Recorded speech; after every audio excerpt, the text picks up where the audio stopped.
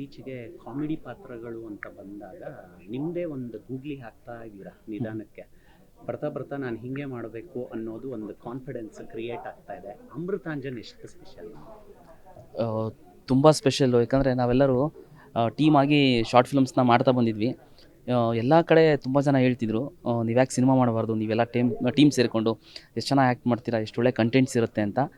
ಇವತ್ತು ಅದು ಸಿನಿಮಾ ಆಗಿ ಹೊರಗೆ ಬರ್ತಾ ಇದೆ. ಒಂದು ಟೀಮಾಗಿ ಸಿನಿಮಾ ಮಾಡಿದ್ದೀವಿ. ಟೀಮಾಗಿ ಎಲ್ಲರೂ ಒಟ್ಟಿಗೆ ಬೆಳೀತಾ ಇರೋದು ಖುಷಿ ಇದೆ. ಮತ್ತು ಈ ಅಮೃತಾಂಜನಲ್ಲಿ ಒಂದು ಸ್ಪೆಷಲ್ ಪಾತ್ರ ಇದೆ ನಂದು ಸಹ. ತುಂಬ ಜನ ಇಷ್ಟಪಡ್ತಿದ್ದಾರೆ.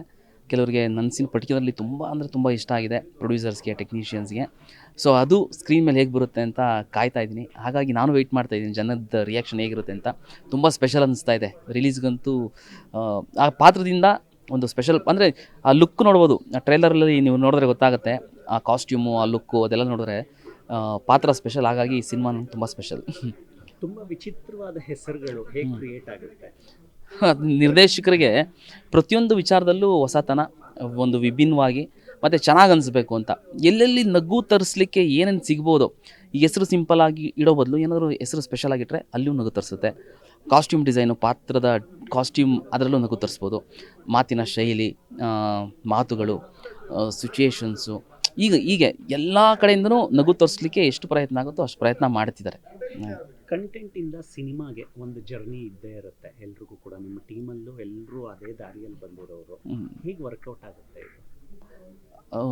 ಅಂದರೆ ಗೊತ್ತಾಗಲಿಲ್ಲ. ಅಂದರೆ ಶುಕ್ರವಾರ ಅಂತ ಬಂದಾಗ ಒಂದಷ್ಟು ಎಕ್ಸೈಟ್ಮೆಂಟ್ಗಳು ಇದ್ದೇ ಇರುತ್ತೆ. ಅದು ಹೇಗೆ ವರ್ಕ್ ಆಗುತ್ತೆ? ಸರ್ ಖಂಡಿತ.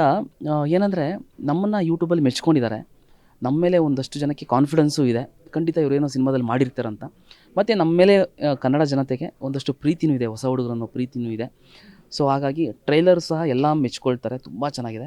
ಹಾಗಾಗಿ ಒಂದಷ್ಟು ಜನ ಖಂಡಿತ ಥಿಯೇಟ್ರಿಗೆ ಬರ್ತಾರೆ. ಶುಕ್ರವಾರ, ಶನಿವಾರ, ಭಾನುವಾರ ಏನು ವೀಕೆಂಡ್ ಇದೆ, ಖಂಡಿತ ಒಂದು ನಮಗೋಸ್ಕರ ಪ್ರೀತಿ ಕೊಟ್ಟು ಥಿಯೇಟ್ರಿಗೆ ಬರ್ತಾರೆ.